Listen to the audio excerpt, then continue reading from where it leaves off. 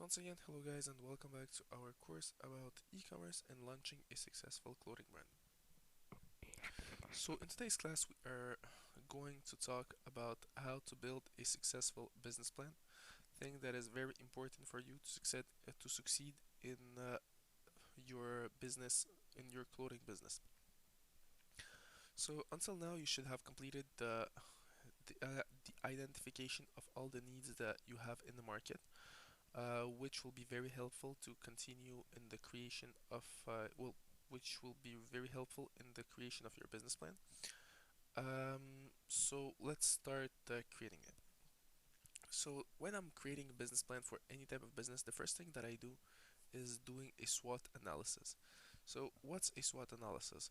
It's analyzing four things that should be very important for your business. The first one is the strength, then weaknesses, the opportunities, and the threats. So let's start with the strength. When we are talking about the strength of a business, we are, for example, in your business, I'll stay in the print on demand business world. In the in your business, the strengths are not only the creative aspect of your business. For example, you are making beautiful logos or your shirts are beautiful.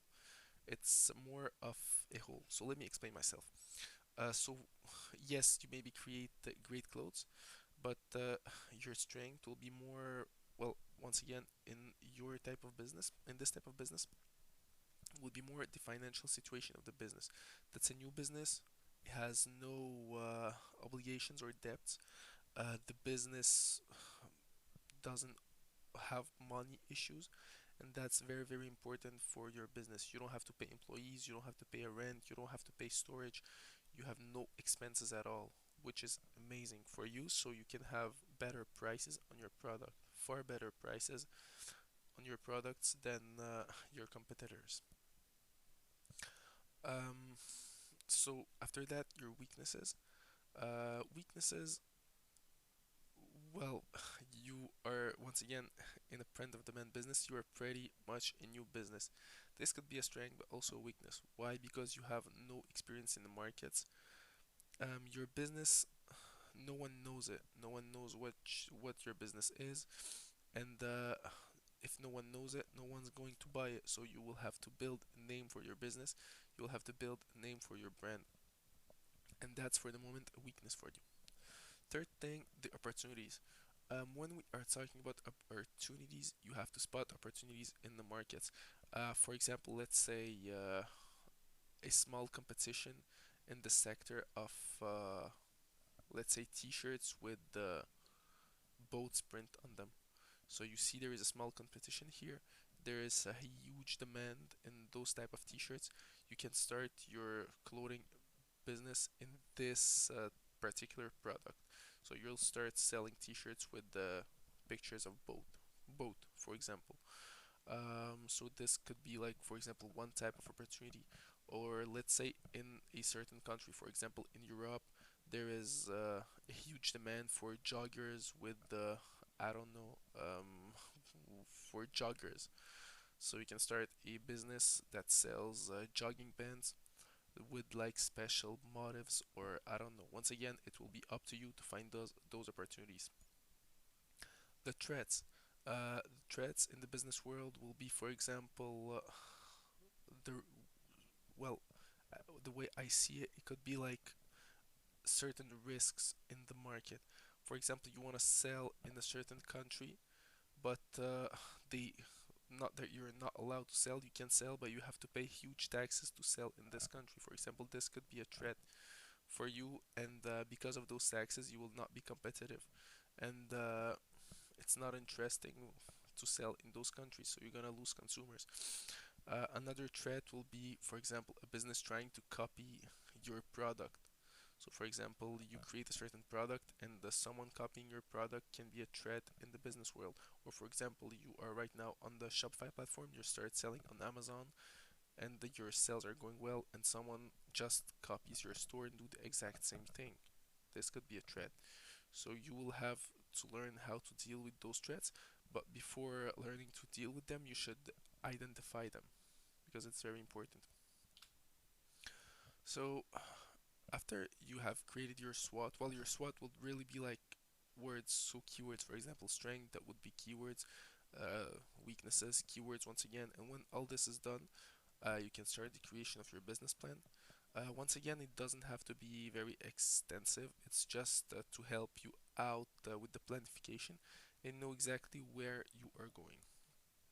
So a business plan is well, it can be hundreds of pages, but I suggest you to create very a quick summary because once again it's gonna be for you, and if eventually you want to ask a loan on the bank or just ask for advices or whatever, you will have your business plan ready. So the first thing you will do is making a description of your business. So make a don't be general, try to be very specific.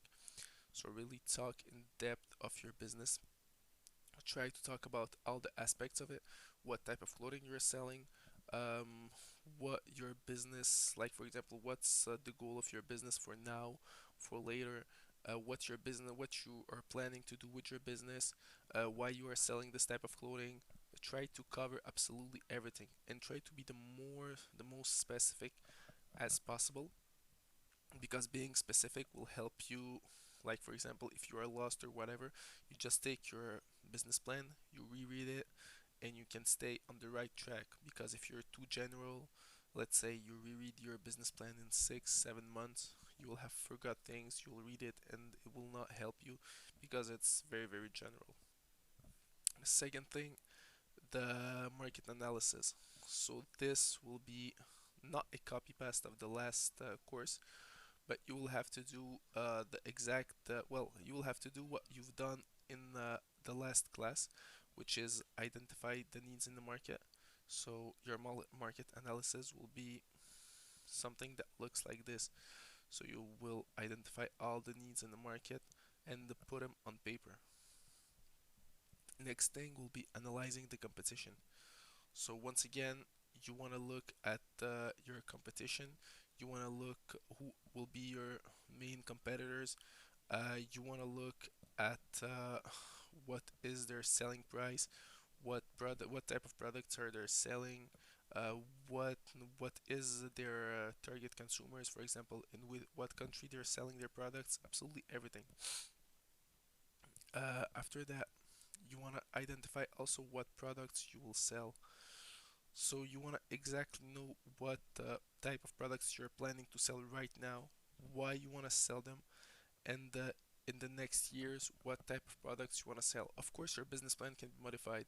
For example, for the moment right now, you want to sell, let's say, t-shirts, and you are planning to sell jackets in the next year, for example, once again. But let's say you are going next year and you see that the t-shirts are selling very well. Everything's perfect. So you want to stay with the t-shirts but just expand like the type of t-shirts that you have. Sell more types of t-shirts or whatever, and you don't want to go to the jackets anymore. So you can just go on your business plan and just modify it. It's not like a big deal, it's just a reference for you. After that, marketing and sales. You want to know exactly, well, once again, it's a plan for you and it can be modified. So you want to know how you will promote your product. You want to write down all the ways that you are planning to promote your product. We are talking here about paid ads, not paid ads, blogging, Instagram, or any other social media, Google AdSense, YouTube, whatever your marketing and well, whatever your marketing will be. This can be if you have to put it in your business plan. Try to write it down, and if it doesn't work, once again, you can just modify it in the future.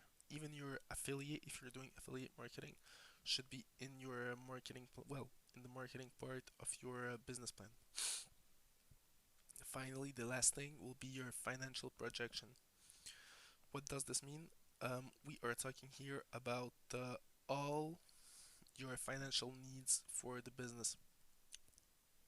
For example, let's say you are planning to, once again, I'm not telling you to open an office or whatever, but let's say your business is going really well, or you're planning that in the next year your business will go very well.